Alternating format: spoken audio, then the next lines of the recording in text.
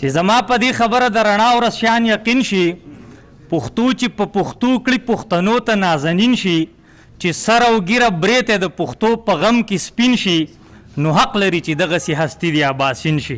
د کوزدیر ادینځی اسبند سیمه کې د پښتونخوا ستر شاعر او ادیب پروفیسر اباسین یوسفزی په درناوي کې د جشن اباسین په نوم دستوري تابع شوی وه، چې پکې د پښتونخوا د بیلابیلو برخو نه شاعرانو، ادیبانو او د پښتو ادب مینوالو په ګڼ شمېر ګډون وکړو. د غونډې مشري نوموړی شاعر اسیر مینګل وکړه. په دې موقع اباسین یوسفزی د خوشحالۍ څرګندونه وکړه او دغه ګام یې ډېر وستایلو. او یوسفزي ادبي دوستان په شریکه باندې دا یو غونډه دوی را جوړه کړې ده د جشن اباسین په نوم. نو دا زما خپله سیمه ده، خپل وطن دی، خپله علاقه ده، خپل خلک دي. نو هغه خلک وایي خپله خور لور قړمیزنۍ، خو دا ده چې هغوی ما ته درناوی او مینه راکوي. زه ډېر مشکور یم.